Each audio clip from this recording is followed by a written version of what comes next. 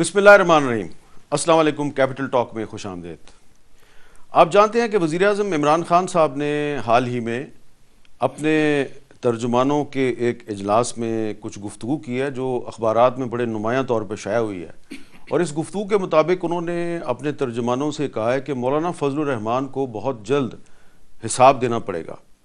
اس کے علاوہ وزیر داخلہ شیخ رشید صاحب نے یہ گفتگو کی ہے کہ مولانا فضل الرحمان سمیت 20 سیاستدانوں کی زندگی جو ہے وہ خطرے میں ہے۔ تو ہم دیکھ رہے ہیں کہ پچھلے کچھ دنوں سے مولانا فضل الرحمان صاحب صرف وزیر اعظم نہیں بلکہ بہت سے وزراء کی پریس کانفرنسوں، گفتگو اور بیانات کا موضوع ہیں۔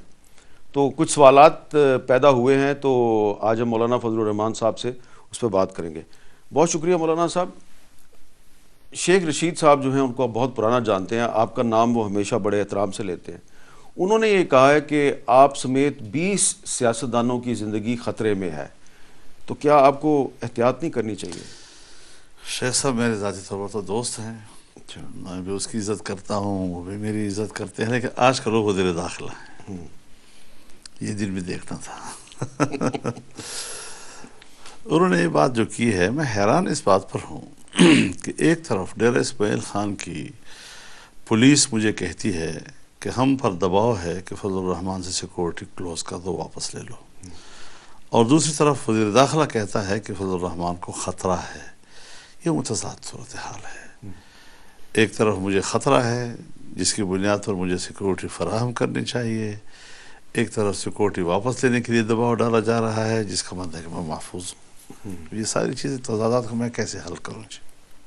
تو مولانا صاحب، ماضی میں آپ پر 3 دفعہ تو خودکش حملہ ہوا، ایک دفعہ جو آپ کا گھر ہے اس پر راکٹ سے بھی حملہ ہوا، تو خطرات تو ہیں، ان کے بارے میں ہم یہ تو نہیں کہہ سکتے کہ یہ صرف سیاسی بیان بازی ہے۔ لیکن یہ تو ہمیں بتایا نا کہ جنہوں نے دہشت گردی کے خلاف اتنی لمبی جنگ لڑی، یہ دعوے کیوں کیے گئے؟ بس صرف ہٹا کے مرجر تک کے محدود تھا، اور جب یہ ہدف حاصل ہو گیا تو دوبارہ ان عناصر کے لیے اسے ہمیں ڈرایا جا رہا ہے۔ تو جس عناصر سے ہمیں ڈرایا جا رہا ہے، پھر ہمیں شبہ ہوتا ہے کہ کہیں ہمیں دباؤ میں لانے کے لیے اس قسم کے عناصر کو خود راستے تو نہیں دیے جا رہے۔ لیکن مولانا صاحب، وہی عناصر جو ہیں وہ پاکستانی فوج کے جوانوں پر حملے کرتے ہیں، سیکورٹی فورسز پر حملے کرتے ہیں، آئے دن ہمارے لوگ شہید ہوتے ہیں۔ دیکھیے، یہ باتیں تو میرے اور آپ کے لیے ہیں۔ اس قسم کی چیزیں جب بین الاقوامی سطح پر یا پھر اسٹیبلشمنٹ کے لیول پر طے ہوتی ہے تو کچھ قربانیاں ایک عظیم تر مقصد کے لیے دینی پڑتی ہیں، تو پھر وہ اس کا پھر ہم سے خراج لیتے ہیں اس کا۔ جی، تو ہم خراج دینے کو تیار ہیں، ہم نے پہلے بھی خراج دیا ہے، ہم نے ساتھ دیا ہے، ہم نے سپورٹ کیا ہے، ہم نے بھی قربانیاں دی ہیں، ہم نے بھی شہادتیں دی ہیں۔ بڑے بڑے جید علماء کرام ہمارے اسی پاداش میں شہید کر دیے گئے ہیں۔ جیسے آپ نے کہا میرے اوپر 3 حملے ہوئے ہیں، ہمارے بہت سے دوست جو ہے، ہمارے حیدری صاحب پر حملہ ہوا، 26 ساتھی ایک ہی حادثے میں شہید ہو گئے سارے۔ تو یہ تو نہیں ہے کہ ہم نے قربانیاں نہیں دی۔ جی، مولانا نور محمد صاحب ہمارے پارلیمنٹیرین تھے، شہید کر دیے گئے۔ مولانا معراج الدین صاحب ہمارے پارلیمنٹیرین تھے، شہید کر دیے گئے۔ مولانا حسن جان صاحب ہمارے پارلیمنٹیرین تھے، شہید کر دیے گئے۔ جو ہمارے مدارس کے شیوخ الحدیث اور اتنے بزرگ علماء کرام تھے، وہ کس پاداش میں آخر شہادت کے مرحلے سے گزرے ہیں۔ جی، تو یہ حالات اس ملک میں گزرے ہیں، اور ہم نے بھی قربانی دی ہے اس ملک کو بچانے کے لیے۔ اس فوج کو اگر ہم سپورٹ نہ کرتے تو یہ تو شاید اتنی بڑی جنگ لڑنے کی پوزیشن میں نہیں تھے۔ جی، تو آپ پر جو خودکش حملے ہوئے اس کی وجہ یہ تھی کہ آپ عسکریت کی مخالفت کر رہے ہیں؟ میں اس ملک کے اندر میں آئین کے دائرے میں جدوجہد کا قائل ہوں، ایک بہت بڑی جماعت کے حوالے سے ہوں۔ اگر ایک جماعت کے پلیٹ فارم پر عوام ہیں اور ان عوام کے اندر 3 لاکھ سے زیادہ جید علماء کرام ہوں، اور اس کا فورم کہتا ہے کہ ہمیں پاکستان کے اندر مسلح جنگ نہیں لڑنی چاہیے، اور پھر اس کے علاوہ جو وفاق المدارس کے علماء کرام اور مدارس ہیں، اور پھر تمام مکاتب فکر کے مدارس ہیں، اور تمام مکاتب فکر کی جو مذہبی تنظیمیں ہیں، سب کی متفقہ رائے بنائی گئی تھی کہ پاکستان میں مسلح جنگ اور آئین سے ماوراء جنگ یہ نہیں ہونے چاہیے۔ یہ سپورٹ اگر مذہبی دنیا کی طرف سے نہ ملتی ان کو تو ان جو مسلح گروپ ہیں ان کی سپلائی لائن نہیں کاٹی جا سکتی تھی۔ اچھا، اب یہ بتائیے کہ جو حکومت کے کچھ وزیر ہیں، نام نہیں میں لیتا کسی کا، وہ آج کل کہتے ہیں کہ آپ جو برطانیہ کی خفیہ ایجنسی ہے MI6 آپ اس کے ایجنٹ ہیں، جبکہ آپ پر جو 3 خودکش حملے ہوئے وہ ان لوگوں نے کیے جو آپ سے اس لیے ناراض تھے کہ آپ پاکستان میں عسکریت کی مخالفت کر رہے ہیں۔ دیکھیے بات بنیادی یہ ہے کہ پہلے تو مجھے اتنا بتاؤ کہ MI ہے کیا، اچھا اس کا تعارف مجھے کرایا جائے۔ اگر کسی ملک کی ایک خفیہ ایجنسی ہے، میں ایسے وہ سرائیکے میں کہتے ہیں میں فلانے کو کھندا ہی نہیں، تو یہ وہ لوگ نہیں ہیں کہ جس کے کسی بیان کا میں نوٹس لوں، لیکن اس کے ایک پہلو کو دیکھنا چاہیے کہ اس سے پاکستان اور برطانیہ کے تعلقات پہ کیا اثرات پڑیں گے۔ پاکستان کے اندر ہمارے ساتھ عوام کا ایک حلقہ وابستہ ہے، اور جب وہ دیکھتے ہیں کہ اس قسم کی کوئی چیز گراؤنڈ پہ نہیں ہے تو اس سے تو خود برطانیہ اور اس کے ایجنسیوں کی جو کریڈیبلٹی ہے وہ متاثر ہو رہی ہے۔ لہٰذا اس طریقے سے بونگیاں مارنا، نہ کوئی عطا نہ کوئی پتہ، اب میں ان طفل مکتب لوگوں کو کیا جواب دوں یار؟ آپ اس کو طفل مکتب کہہ رہے کیا ہیں؟ کچھ بھی نہیں ہے، بیچارے بس بولنا جانتے ہیں، اکو بکو مارتے ہیں، کچھ پتہ نہیں کہ وہ کیا کہہ رہے ہیں۔ ووٹ لے کے منتخب ہوئے، وزیر بن گئے ہیں وہ۔ وزیر منتخب بھی تو نہیں ہوئے ہیں نا جی، اب کس چیز کے منتخب ہوئے ہیں؟ ایک جعلی حکومت ملک پر مسلط ہے اور آپ کہتے ہیں منتخب ہوئے۔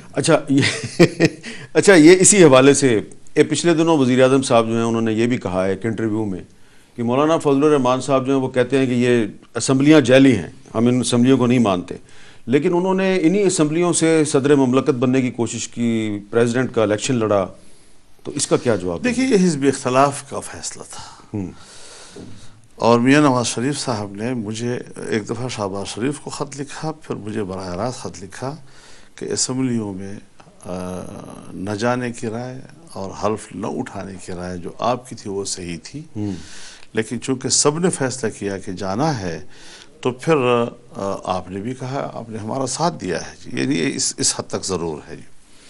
تو چونکہ ہم سب اپوزیشن ایک تھے، اور ایسی اپوزیشن تھی ہماری کہ جس میں MQM شامل تھی جی، پاک سرزمین شامل تھی جی، اس میں ہمارے اس وقت ہمارے اختر جان شامل تھے ہمارے ساتھ، اور سب اس موقف پہ تھے کہ یہ حکومت جو ہے جعلی ہے اور دھاندلی ہوئی ہے۔ تو جو حکمران قوم تسلیم نہیں کر رہی، ناجائز بھی ہے اور نااہل بھی ہے، ثابت ہوئی ہے، تو اس کی بات کا بھی مجھے احساس ہوتا ہے کہ ایسے بندے کا میں جواب بھی دوں یا نہ دوں۔ اچھا اب وہی بندہ جو ہے جو کہ وزیر اعظم ہے پاکستان کا، وہ کہتا ہے کہ جی مولانا فضل الرحمان صاحب کو تو حساب دینا پڑے گا، اور ظاہری بات ہے اشارہ نیب کی طرف ہے، تو نیب اگر آپ کو نوٹس دے کوئی تو آپ، میں ابھی تو میں اس کا حساب لے رہا ہوں، تو کس طرح جعلی حکمران بن کے بیٹھا ہوا ہے، اچھا ابھی تو میرے احتساب کے شکنجے میں جکڑا ہوا ہے، تو یہ کون ہوتا ہے کہ ہمارا حساب لیتا ہے جی؟ خود حساب دے، کس ناجائز طریقے سے آیا ہے حکمران پر جواب دے، صفائی دے، پیش کرے اپنا۔ ایک جعلی حکمران میرے اوپر مسلط ہے، میرے احتساب کی باتیں کرتا ہے۔ تو نیب اگر آپ کو بلائے گی تو آپ جائیں گے؟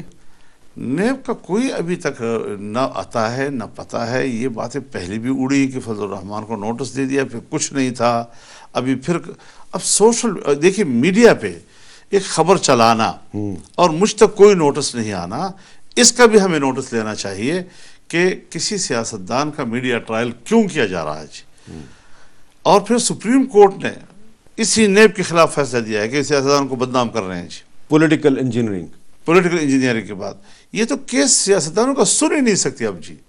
اس کی تو جو غیر جانبداری تھی وہ صرف عوامی سطح پر نہیں، سیاستدانوں کی سطح پر نہیں، سپریم کورٹ کی سطح پر بھی ختم ہو چکی ہے۔ لیکن آپ کے جو ارد گرد لوگ ہیں ان کو تو نوٹس آ رہے ہیں نیب کے، آپ کے جاننے والے؟ جی ان کو آ رہے ہیں، اب فضول آ رہے ہیں، نہ اس کا کوئی میرے ساتھ تعلق نہ میرا کوئی معاملہ، اور بلا وجہ ایک شخص کو آپ جس کو مشرف نہیں کیس کر سکا، اس کے بعد کتنی حکومتیں گزریں، اسی عمران خان کی حکومت ہمارے صوبے میں گزری ہے، یہاں گزری ہے، ایک کیس جو ہمیں جلسوں میں جو مجھے گالیاں دیتا ہے جن نعروں کے ساتھ، وہ کیسز ایک آج تک نہیں لا سکے ہیں میرے خلاف، تو آج یکدم سے ان پر وحی آ گئی ہے کہ آج تک میں 40 سال سے سیاست پہ ہوں جی، جنرل ضیاء الحق کے زمانے سے، سن 88 سے میں اسمبلی میں ہوں، اور آج تک اسلام آباد میں میرا جھونپڑی تک نہیں، اور یہ مجھے کہہ رہے ہیں کہ اسلام آباد کے فلاں سیکٹر میں اس کے 2 بنگلے ہیں اور اتنے پلاٹس ہیں.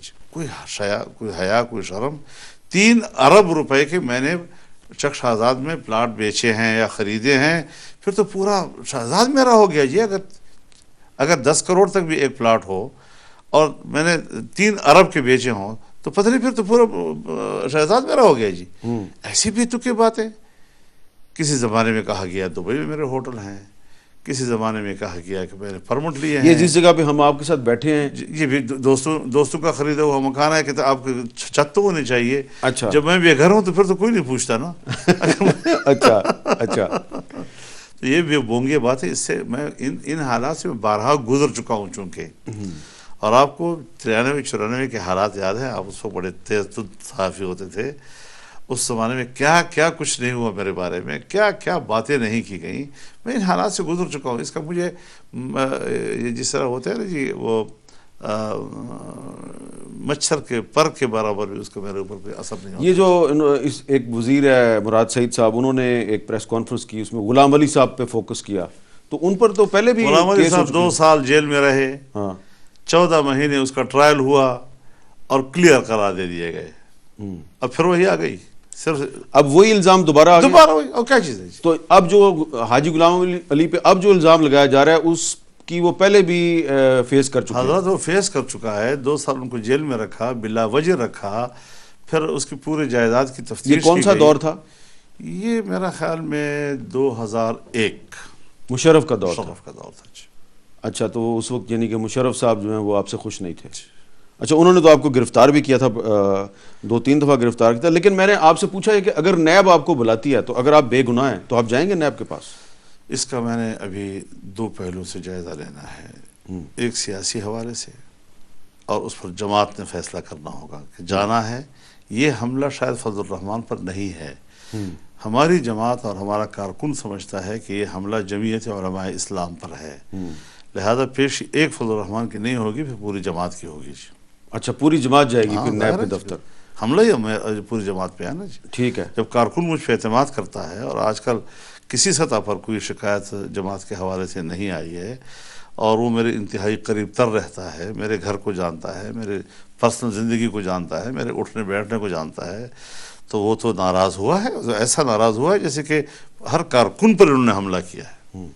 تو مولانا صاحب، یہ جو آپ کے ایک درینہ ساتھی ہیں مولانا شیرانی صاحب، انہوں نے جو آپ کے بارے میں گفتگو کی ہے تو وہ آپ کی ذات پر ہے یا آپ کی جماعت پر ہے؟ دیکھیے، ذات کے حوالے سے تو میں ساری زندگی ان کو برداشت کرتا رہا ہوں، اور میرے بزرگ بھی ہیں، میں اس کا احترام بھی کرتا رہا ہوں. ایسا کوئی مسئلہ نہیں ہے. پارٹیوں میں لوگ آتے ہیں، سینئر جو ہے وہ ذرا بے احتیاطی بھی کرتے ہیں بولنے میں، لیکن اگر ان کا تعلق میری ذات سے ہے تو میں متحمل، صبر، برداشت. بڑے ہیں، بس ٹھیک ہے، کوئی جواب نہیں دینا. جماعتی حوالے سے اگر کوئی ایسی بات کی جاتی ہے کہ جس سے یہ سمجھا جائے کہ شاید اس پر غور کیا جائے، ممکن ہے یہ ہم کمزوری ہو، اس کی اصلاح کی ضرورت ہے، تب بھی برداشت کر لے آدمی. لیکن اگر جماعت کے نظریات سے ہٹ جائے اور جماعت عمران خان کے مد مقابل محاذ پر ہو اور میدان جنگ میں ہو، اور اس وقت آپ ایسی حکومت کی حمایت میں باتیں کریں. جمعیت علماء اسلام کے منشور میں فلسطینیوں کو، فلسطینی سرزمین اور حکومت کی کا حصول جو ہے ان کے حق پہ طور پر تسلیم کیا گیا ہے، اور اس کی حمایت کرنے کو جماعتی عقیدہ اور نظریہ قرار دیا گیا ہے. آج اگر اس نظریے سے ہٹ کر بات کی جاتی ہے تو پھر اس کا نوٹس جماعت لے رہی ہے. میں ذاتی طور پر کوئی نوٹس نہیں لیتا. جماعت کے اس پر کمیٹی بن چکی ہے، اجلاس بلائے جا چکے ہیں، وہی اس پر غور کریں گے اور اس کے پورے ٹیکسٹ کو دیکھیں گے، سنیں گے اس کو کہ اس میں کس حد تک کیا بات کی ہے. لیکن بہرحال پورے دنیا میں اس پہ تشویش ضرور پیدا ہوئی ہے. لیکن مولانا صاحب، یہ بات تشویشناک نہیں ہے کہ آپ کی پارٹی کے ایک بہت سینئر لیڈر جو بارہا آپ کی پارٹی کے صوبائی امیر رہے ہیں، وہ اسرائیل کے بارے میں ایک ایسی بات کر رہے ہیں جو صرف آپ کی جماعت کے منشور سے متصادم نہیں ہے بلکہ عام پاکستانیوں، امت مسلمہ کے موقع سے متصادم. تو یہ تو پھر آپ کی جماعت جو ہے اس کے نظم میں، اس کے ڈسپلن میں کوئی خرابی نہیں ہے؟ تو ہم اس کا نوٹس لے رہے ہیں، ایسا نہیں ہے، سنجیدہ نوٹس لے رہے ہیں جی۔ تو دوسرا جو انہوں نے آپ کے بارے میں کہا کہ آپ بھی سلیکٹڈ ہیں۔ دیکھیے میرے الیکشن میں تو وہ خود موجود تھے، اچھا، میرا زانو جو ہے ان کے زانوں سے ملا ہوا تھا، اور وہ مجھ سے پہلے اس اجلاس میں پہنچے ہوئے تھے جس میں میرا انتخاب ہونا تھا، اور میرا انتخاب جو ہے وہ بلا مقابلہ ہوا، نہ کسی اور نے امیدوار کے طور پر نام پیش کیا، نہ شیرانی صاحب نے اپنے آپ کو امیدوار کے طور پر نام پیش کیا، نہ کسی اور کا پیش کیا۔ پھر جب جنرل سیکرٹری کا الیکشن ہوا تو اس میں باقاعدہ پرچیاں تقسیم ہوئی، 2 کینڈیڈیٹس میں مقابلہ ہوا، انہوں نے پرچی منگوائی، پرچی لی، پر دستخط کیا، نام لکھا جس کو ووٹ دینا تھا، تو پورے انتخابی عمل میں وہ شریک رہے ہیں۔ صوبائی انتخاب اس نے خود لڑا ہے جی، ضلعی انتخاب انہوں نے لڑا ہے جی۔ تو پورے انتخابی پروسیس میں جب تک اگر وہ کامیاب ہو جاتے ہیں تو پھر تو نہیں ہے جی، لیکن اگر وہ ہار جاتا ہے، کیونکہ یہاں مسئلہ جو ہے سلیکٹڈ کا لفظ انہوں نے لیا ہے، جو ہم نے عمران خان کے عمران خان کے لیے جو ووٹر لسٹ ہے پورے ملک کا، اس پر جماعت کا اعتراض نہیں ہے۔ جماعت کا اعتراض اس ووٹ کے الیکشن کے نتیجے پہ ہے، اور ان کا اعتراض ہے رکن سازی پر، یعنی ووٹر لسٹ پر، جمعیت کی ووٹر لسٹ پہ اعتراض ہے۔ جب ووٹر لسٹ پہ اعتراض ہو تو پھر انتخابی کیوں حصہ لیتے ہو؟ تو ہر الیکشن میں ہم نے الیکشن لے ہیں۔ اب میں کیا کر سکتا ہوں اگر ایک صوبائی تنظیم جو ہے وہ ایک دفعہ اس کو شکست دیتی ہے، پھر دوبارہ دوسری دفعہ شکست دیتی ہے، تو اس کا معنی یہ ہے کہ اس کی مرضی کے مطابق رکن سازی ہو، اور اس کی مرضی کے مطابق ادارے بنے، اور اس کی مرضی کے مطابق ووٹ پڑے۔ یہ تو جماعتوں میں نہیں ہوتا جی۔ ہمارا ایک آزاد باقاعدہ نظم انتخاب ہے، جس کا ایک خود مختار قسم کا ناظم انتخاب ہوا کرتا ہے، اور وہ اپنی ٹیم صوبے، ضلع، تحصیل، یونین کونسل تک خود بناتا ہے جی۔ مجھے یاد پڑتا ہے کہ آپ نے کافی مہینے پہلے فروری 2020 میں آپ نے ایک تقریر کی تھی، اور اس میں آپ نے پارٹی کے اندر کچھ اختلافات کی بات کی تھی کہ ہو سکتے ہیں، تو آپ کو فروری میں کیسے پتا تھا کہ یہ ہو جائے گا؟ جی مجھے کچھ اطلاعات تھی اس حوالے سے جی، اور یہ جو کچھ آج نظر آ رہا ہے اس کی کچھ خبریں میرے کانوں پہ فروری میں لگ چکی تھی جی، اور بڑے باخبر لوگوں کے ذریعے سے، لیکن پھر میں نے کارکنوں کو ایک مجلس میں بتا دی یہ ساری صورتحال۔ پھر میں نے بڑے کھلے ڈھلے انداز میں کہا کہ اب اس کو ہم جماعت سے بغاوت سے تعبیر کریں گے یا جماعت کے اندر عمل تطہیر سے تعبیر کریں گے، لیکن بہرحال اس میں میں نے اسٹیبلشمنٹ کا بھی نام لیا تھا، اور اس کی جو اس میں کردار ہے اس کا بھی میں نے تذکرہ کیا تھا۔ تو کچھ چیزیں ہوتی ہیں، ہمارے ساتھ ہمیشہ ایسا ہوا ہے۔ 1970 سے پہلے جمعیت کو تقسیم کیا گیا، اس میں انہیں لوگوں کا کردار رہا۔ پھر اس کے بعد جمعیت کے اندر اختلاف پیدا کیے گئے، مولانا غلام اویس ہزاروی صاحب کی تقسیم آ گئی۔ پھر اس کے بعد مفتی صاحب کی وفات کے بعد حضرت درخواستی کا مسئلہ آیا۔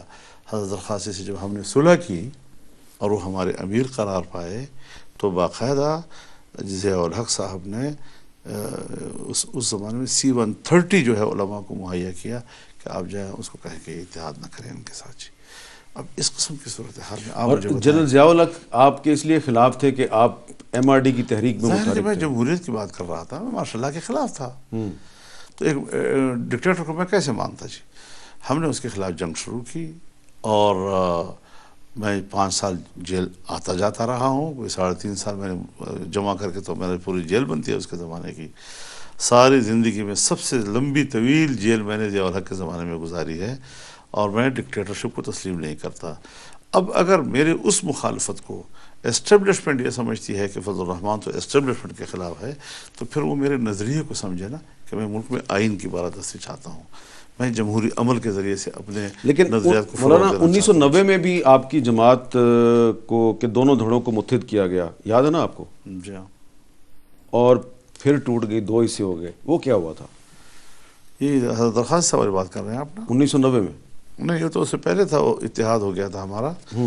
90 کے اب یہ کھلبلیاں تو ہر وقت ہم فیس کرتے رہتے ہیں مسلسل جی، لیکن کنٹرول کرتے ہیں، تحمل کرتے ہیں، برداشت کرتے ہیں، سمجھ جاتے ہیں، سمجھتے ہیں۔ ہم اپنی کمیٹی بنا کر اپنے ناراض دوستوں کے پاس بھیج دیا کرتے ہیں تاکہ گھر کے اندر معاملات رہیں، اور جماعت کے نظم سے معاملات جتنے بھی ہوتے ہیں وہ جماعتی فورم پر ہونے چاہیے. سر عام چوکوں پہ کھڑے ہو کر اور چینلوں پہ آ کر اور جماعت کے خلاف اور اس کے موقف کے خلاف بولتے رہنا یہ کسی طرح بھی جماعتی نظم میں جائز ہی نہیں ہے. لیکن ہم چونکہ سوچتے ہیں کہ سینئر لوگ ہیں, زندگی جماعت کے ساتھ گزاری ہے, بہت سی چیزوں پہ ہم چشم پوشی بھی کر لیتے ہیں, برداشت بھی کام لیتے ہیں, لیکن اگر بنیادی پالیسیاں اور بنیادی نظریات سے ایک شخص ہٹتا ہے تو پھر اس کا نوٹس لینا پڑے گا. تو یہ جو پہلے آپ کی جماعت میں جو دھڑے بندی ہوئی اور اب جو شیرانی صاحب بات کر رہے ہیں تو وہی محرکات ہیں جو پہلے کار فرما تھے یا آپ کو نئے محرکات؟ تو ظاہر ہے ایک پاکستان میں رہ رہے ہیں اور اتنی زندگی گزاری ہے تو ابھی بھی ہم نہیں سمجھتے, تو پھر تو میرا خیال میں ہم نے ویسے وقت گزارا ہے. لیکن یہ تو باقی پارٹیوں میں بھی اس طرح گروپ ہر جگہ ہوتا ہے. پھر اس پارٹی کو توڑا انہوں نے, مسلم لیگ کو توڑا انہوں نے, اپنی مرضی سے مسلم لیگیں بنائی, اور یہ حقیقی جماعتیں جو ہے نا یہ ہر زمانے میں بنتی رہتی ہیں. حقیقی گروپ ہر زمانے میں بنتے رہتے ہیں. جی اچھا, ایک مولانا فضل الرحمان صاحب سے گفتگو جاری ہے, ایک وقفہ لیتے ہیں, وقفے کے بعد دوبارہ ملتے ہیں. کیپٹل ٹاک میں دوبارہ خوش آمدید. مولانا فضل الرحمان صاحب, آپ نے پاکستان میں بہت سی تحریکیں دیکھی ہیں, بہت سی تحریکوں میں شامل رہے ہیں, اور آپ نے بہت سی تحریکوں میں خود حصہ لیا ہے, اور اب آپ ایک تحریک کو لیڈ کر رہے ہیں. مجھے یاد ہے کہ آپ کی پہلی گرفتاری جو ہے وہ 1974 کی ختم نبوت کی تحریک میں ہوئی تھی. بالکل پہلی دفعہ آپ گرفتار ہوئے. پھر آپ 1977 کی تحریک نظام مصطفیٰ میں پھر گرفتار ہو گئے. پھر آپ جنرل ضیاء اللہ کے خلاف جو ایم آر ڈی کی تحریک چلی پھر آپ اس میں گرفتار ہوئے. پھر مجھے وہ بھی یاد ہے جب نواز شریف صاحب وزیر اعظم تھے, آپ نے مرد آباد امریکہ تحریک چلائی گئی اور آپ ستمبر میں گرفتار ہوئے اور اکتوبر میں ان کی حکومت چلی گئی تھی. لیکن وہ تحریکیں اور آج کی جو اب آپ تحریک چلا رہے ہیں, آپ یہ نہیں سمجھتے کہ حالات مختلف ہیں اور کافی فرق ہے, اور اس وقت کی تحریکوں میں اور آج کی تحریکوں میں آپ یہ نہیں کہہ سکتے کہ وہ تحریکیں کامیاب ہوئی تو یہ بھی کامیاب ہو جائے گی؟ دیکھیے, بنیادی بات یہ ہے کہ حالات تو یقیناً بدلتے ہیں اور تحریک کا عنوان بھی ایک نہیں رہتا, کیونکہ جس طرح کی صورتحال پیدا ہوتی ہے آپ اسی حوالے کو پھر ایڈریس کرتے ہیں اور اسی حوالے سے پھر آپ ایک تحریک کا آغاز کرتے ہیں. تو جو معروضی صورتحال ہوتی ہے اس کی بنیاد پر تحریک کا اور اس کے مقاصد کا اور اس کے رخ کا تعین کیا جاتا ہے. آج جو تحریک ہے اس وقت, اس کا آغاز 26 جولائی 2018 سے ہو چکا تھا جی. اور جب میں نے خود تمام سیاسی جماعتوں کے اکابرین سے رابطہ کیا تھا, اور 26 جولائی 2018 سے لے کر ایک ہفتے کے اندر یہ موقف متفقہ طور پر طے کر لیا گیا کہ 25 جولائی کو دھاندلی ہوئی ہے, بدترین دھاندلی ہوئی ہے. ہم اس الیکشن کو تسلیم نہیں کرتے, دوبارہ انتخاب ہونا چاہیے.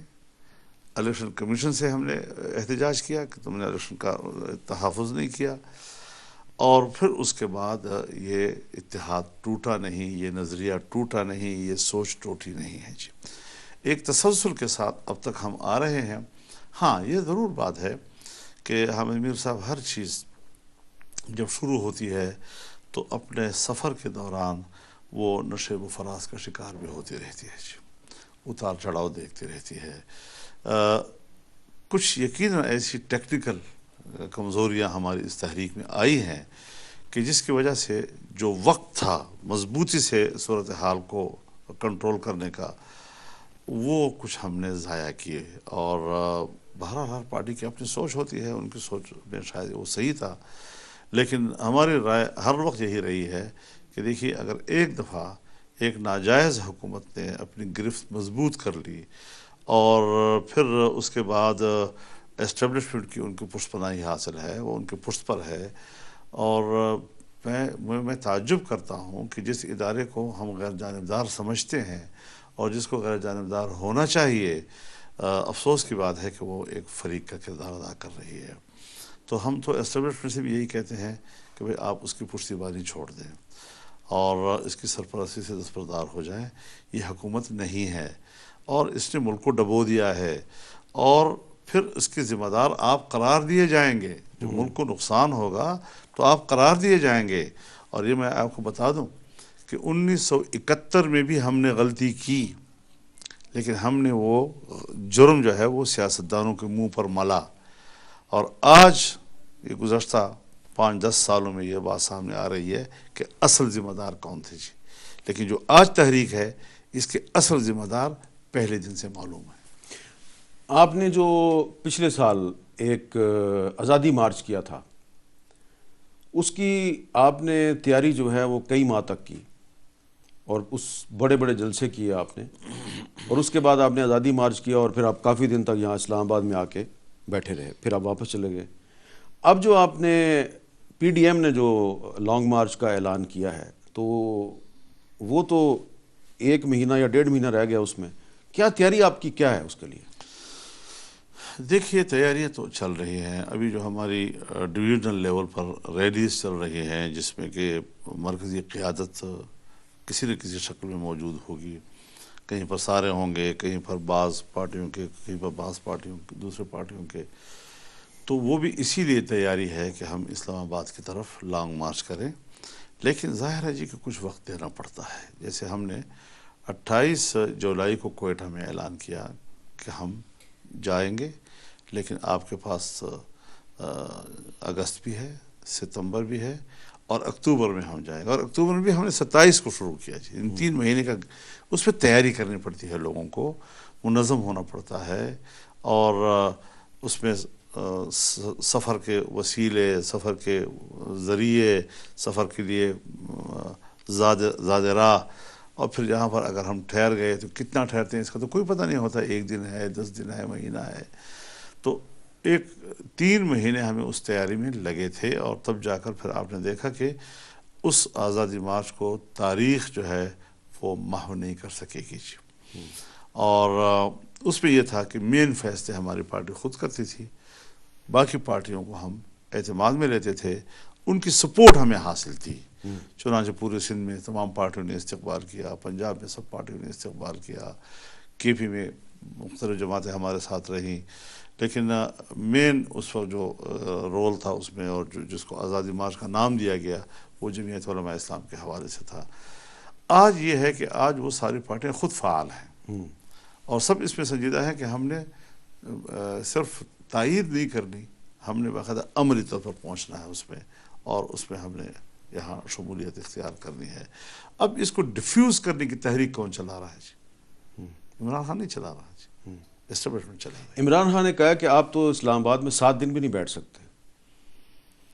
تو ہم تو رہ چکے ہیں 13 دن ہم یہاں رہ چکے ہیں. پھر نہیں، کیسے وہ تو جے یو آئی تھی نا، وہ پی ڈی ایم کی بات کر رہا ہے. پی ڈی ایم میں تو پیپلز پارٹی بھی ہوگی، مسلم لیگ نون بھی ہوگی، ہاں تو پھر جے یو آئی بیٹھے گی. نہیں، یہ دن طے کرنا، ہفتہ نہیں رہ سکتے، 3 دن نہیں رہ سکتے، تو کون ہوتا ہے مجھے دن بتانے والا جی؟ یہ میری مرضی ہے، میں 1 گھنٹہ رہتا ہوں، میں 1 دن رہتا ہوں، میں 10 دن رہتا ہوں جی. یہ فیصلہ ہم نے کرنا ہے، اور اپنی حکمت عملی کے تحت کرنا ہے.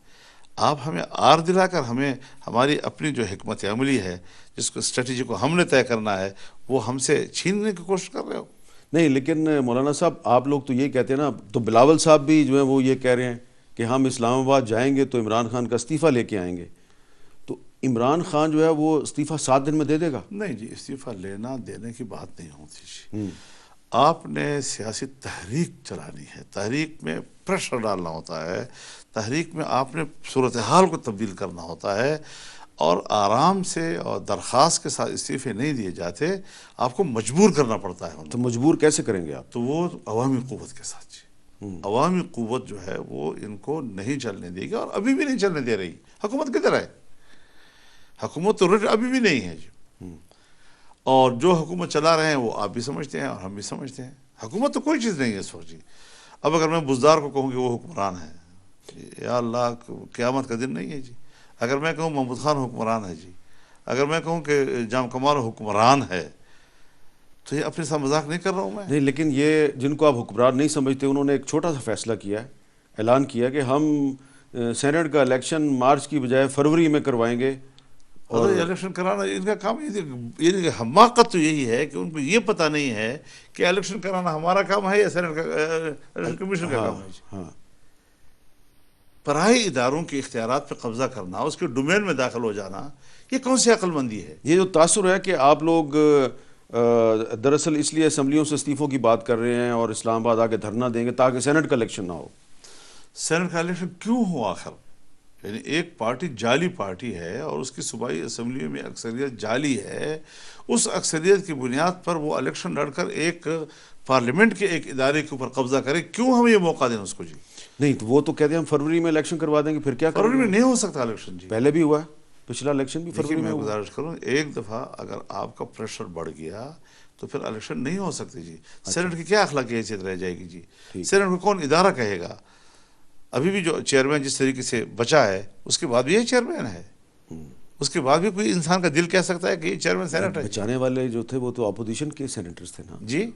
بچانے والے تو اپوزیشن کے سینیٹرز تھے یہ اور ان کے خلاف کوئی کارروائی نہیں. یہ ایک بدبختی ہے ہماری کہ ہمارے اپنے لوگوں میں میر جعفر پیدا ہوئے، میر صادق پیدا ہوئے، یہ پارلیمنٹوں میں بھی پیدا ہوتے ہیں، یہ پارٹیوں میں پیدا ہوتے ہیں، ان سے ہمیں بھی واسطہ پڑتا ہے جی. لیکن ان کی وجہ سے جمہوریت کو نقصان پہنچتا ہے اور ملک کو نقصان پہنچتا ہے، لیکن ملک کی محافظ قوتیں سمجھتی ہیں کہ جیسے ہم نے فتح حاصل کر لی. اچھا جی، ایک 2-3 سوال اور رہ گئے ہیں، وہ وقفے کے بعد پوچھتے ہیں مولانا صاحب.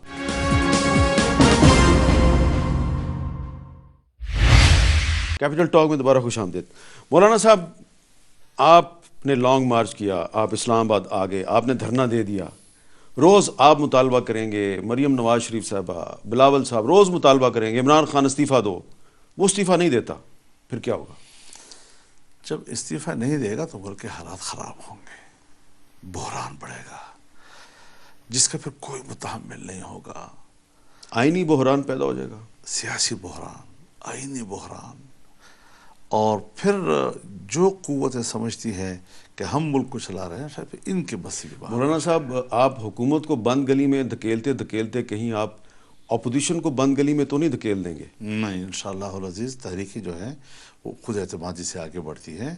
یہ اس میں رسک ہے اور رسک کی سیاست اور رسک کی سیاست یہ سیاست نہیں ہوا کرتی جی. اور کہیں ایسا نہ ہو جائے، کہیں ویسا نہ ہو جائے، ارادے باندھتا ہوں توڑ دیتا ہوں، یہ اس سے نہیں چلتی سیاست جی.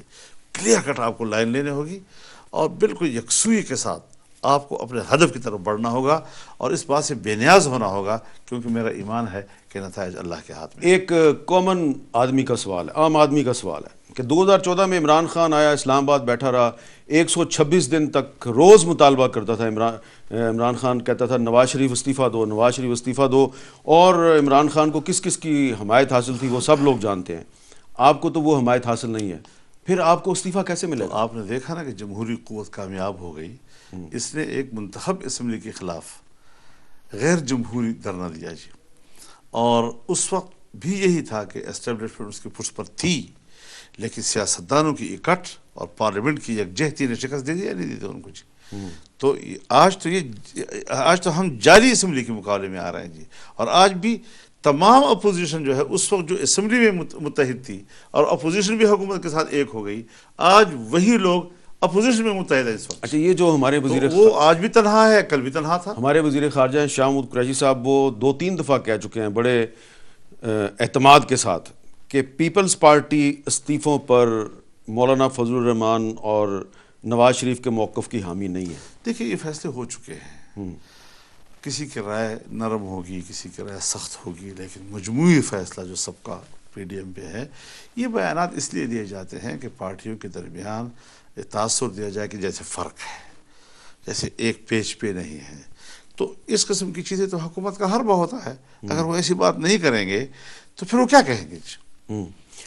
لہٰذا یہ چیزیں کہنے والی کی حد تک ٹھیک ہیں.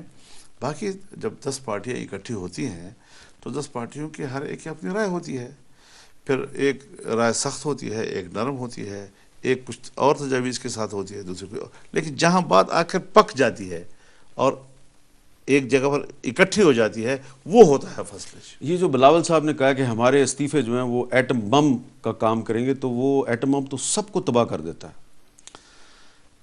ایٹم بم ایک لفظ ہے جو عام طور پر استعمال کیا جاتا ہے کہ حکومت کو تباہ کر دے گا جی. تو حکومت کی تباہی کے لیے ایٹم بم استعمال ہو رہا ہے، ملک کی تباہی کے لیے، ملک کو تو بچانے کے لیے. پی ڈی ایم جو ہے یہ سیاسی نظام کے لیے خود کچھ حملہ آور تو نہیں ثابت ہوگی؟ نہیں جی.